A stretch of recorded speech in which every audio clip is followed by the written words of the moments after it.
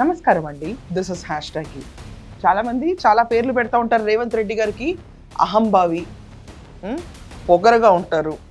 ఇది కాకుండా రాజకీయ అవకాశాల కోసం ఎట్నుంచన్నా ఎటు వెళ్తారని చెప్పి కొత్తగా ఇప్పుడు సో కాల్డ్ కాంగ్రెస్ పార్టీ వాళ్ళు ఇక్కడ మన చూసుకుంటే ధర్మపురి అరవింద్ దగ్గర నుంచి అక్కడ మధ్యప్రదేశ్ మంత్రుల దాకా అందరూ చెలరేగిపోయారు మీనాక్షి నటరాజన్ ఇష్యూని బేస్ చేసుకుని. ఓకే, కానీ రేవంత్ రెడ్డికి ఉంది అహంభావం కాదు, పొగరు కాదు. పొగరు ఉండాలబ్బా, తెలంగాణ ముఖ్యమంత్రి అంత ఆ మాత్రం పొగరు ఉండాలి. ఈరోజు మొత్తం దేశంలో రేవంత్ రెడ్డి మోడల్ స్టేట్ కింద డెవలప్ చేస్తున్న తెలంగాణను చూసి ప్రతి ఒక్కళ్ళు ఔరా ఇలా డెవలప్ అవుతుందని చూస్తున్న తరుణంలో ఆ మాత్రం పొగరు లేకపోతే ఎలా? బరాబర్ ఉండాలి. పొగరికి ఏం తగ్గదు రేవంత్ రెడ్డి గారు, ఇలాగే మెయింటైన్ చేయండి. డెవలప్మెంట్ని దీనికంటే 4 times ఎక్కువ చేయండి. ఎందుకంటే మా అందరం అత్యాసలు, మీకు ఓటేసామంటే అది ఎక్స్పెక్ట్ చేస్తాం. సో అసలు పాయింట్లోకి వద్దాం. ఇప్పుడు నిన్న నీతి ఆయోగ్ మీటింగ్ జరిగింది. ప్రతి ఒక్కళ్ళు రేవంత్ రెడ్డి వెళ్ళిపోయి మోడీ గారిని కలిసే సన్నివేశాలని వక్రీకరించి కూడా మాట్లాడుతున్నారు. గడిచిన 10 ఏళ్లలో కేసీఆర్ ఉన్నాడు. ఒక్కసారన్నా పిఎం మీటింగ్స్కి అటెండ్ అవ్వడం కానీ, పిఎం ఇక్కడ తెలంగాణకు వస్తే ఆయనతో కలిసి ఎక్కడైనా ఈవెంట్లో పార్టిసిపేట్ చేసిన దృశ్యాలు ఉన్నాయా? కానీ వెనకమాల మాత్రం వాళ్ళు చేసే మద్దతు అంతా బీజేపీకే. ఆఖరికి 8 మంది ఎంపీలు కూడా పంపించడానికి తోడ్పడడానికి ఒక రకంగా వాళ్ళ హస్తం ఉంటుంది.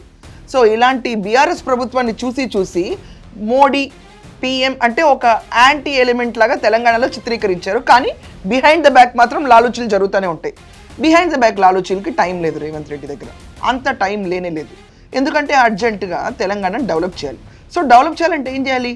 రాజకీయాలను పక్కన పెట్టి తెలంగాణ ప్రజలకు ఏం కావాలి, తెలంగాణ ప్రజలకి ఎలా మేలు జరగాలి అన్నప్పుడు ఆఖరికి వాళ్ళు మన పక్షం వాళ్ళు కాకపోయినా వ్యతిరేక పక్షం అంటే ఆపోజిషన్ పార్టీ అయినా కూడా వాళ్ళని వెళ్ళి కలిసి పనులు పూర్తి చేసుకొచ్చేవాడే మన రాష్ట్ర ముఖ్యమంత్రి చీఫ్ మినిస్టర్ రేవంత్ రెడ్డి. దేశం మెచ్చిన నాయకుడు రేవంత్ రెడ్డి. విమర్శలతో పాటు మిగిలిపోయిన పార్టీ బీఆర్ఎస్, ఇది అందరికీ తెలిసిన విషయమే.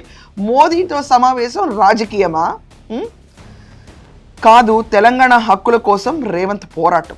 ఇటీవల జరిగిన నీతి ఆయోగ్ మీటింగ్లో అంత దేశంలో ఉన్న అందరు ముఖ్యమంత్రులు పార్టిసిపేట్ అయ్యారు.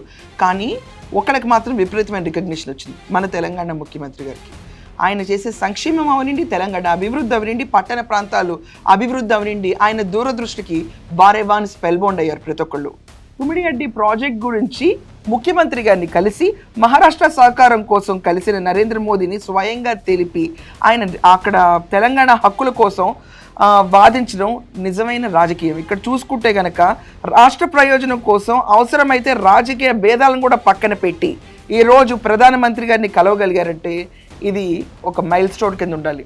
ఇది కాకుండా రేవంత్ రెడ్డి గారు తెలంగాణ హక్కుల కోసం అవనండి, ఇక్కడ కట్టే ట్యాక్సులు పన్ను రూపేనా తిరిగి మనకొచ్చే షేర్ వాటాలు ప్రతి ఒక్కదాని గురించి స్వరం ఎత్తి వినిపిస్తూనే ఉంటారు. కానీ గడిచిన 10 ఏళ్లలో ఎప్పుడు ఇలాంటి స్వరాలు వినిపించాం. మనం అన్ని దొంగచాటు పనులే చేసుకుంటూ వెళ్తాం. రాష్ట్రానికి నిధులు అలాగే మనం చూసుకుంటే ప్రాజెక్ట్ అనుమతులు తీసుకోవటం ముఖ్యమంత్రిగా ఈరోజు రేవంత్ రెడ్డి గారి బాధ్యత, అది ప్రధానమంత్రి గారిని అడగాలి. సో ఈ మీటింగ్ని వక్రధోరణ పట్టించి ప్రతి ఒక్కళ్ళు చూసారా కలిసిపోయాడు మోడీతో అని చెప్పి వార్తలు పుట్టించే వాళ్ళకి ఇది ఒక చెప్పు దెబ్బ. గడిచిన 10 ఏళ్ళలో మనం చూసుకుంటే అహంకారానికి పోయి కేసీఆర్ ఒక పెద్ద ప్రాజెక్టులు తీసుకురావటం కానీ, ఫలితాలు కానీ, తెలంగాణ అభివృద్ధికి కానీ అంతంత మాత్రంగా తీసుకొచ్చి చివరికి అంత పెద్ద డెవలప్మెంట్ ఏవి చూపించలేకపోయారు. కానీ ఇప్పుడు రేవంత్ రెడ్డి గారు మాత్రం అభివృద్ధి అవకాశాలు అవనండి, పెట్టుబడులు అవనండి, ఆఖరికి వాటర్ ప్రాజెక్ట్స్ అవనండి, పట్టుదలతో తెలంగాణ వాళ్ళ కోసం మాట్లాడి పోరాటం చేసి తీసుకొస్తున్నారు. దానికి ఈరోజు మనం చూస్తున్న నిదర్శనం ఈరోజు 0 సూసైడ్స్ అవనండి, ఫ్యూచర్ సిటీ డెవలప్మెంట్ అవనండి, ప్రతి ఒక్కటి ఒక ఎగ్జాంపుల్ అండ్ స్టాండింగ్ ఎగ్జాంపుల్గా నుంచుంది. ఇదే రకంగా కేరళలో ఇన్ఫ్లుయెన్స్ అయ్యారు. రేవంత్ రెడ్డి సంక్షేమ పథకాలు చూసి ఇన్ఫ్లుయెన్స్ అవుతున్నారు. రేవంత్ రెడ్డి ఈరోజు మోడల్ స్టేట్ కింద డెవలప్ చేస్తున్న తెలంగాణను చూసి అన్ని పార్టీలు కూడా ఒక రకంగా జెలస్ ఫీల్ అవుతున్నాయి, ఇలా డెవలప్ చేస్తారని. ఇది కాకుండా ముక్కుసూటిగా మాట్లాడతాడు Revanth Reddy. Behind the back రాజకీయాలు ఏముండవు.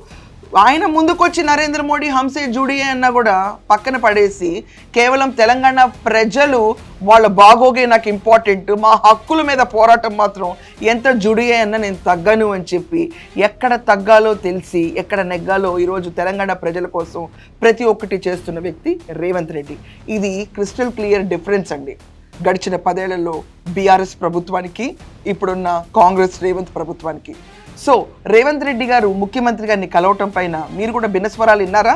వింటే దాని గురించి మీ ఒపీనియన్స్ ఖచ్చితంగా కమెంట్స్లో రాయండి. That's all for now. Thank you.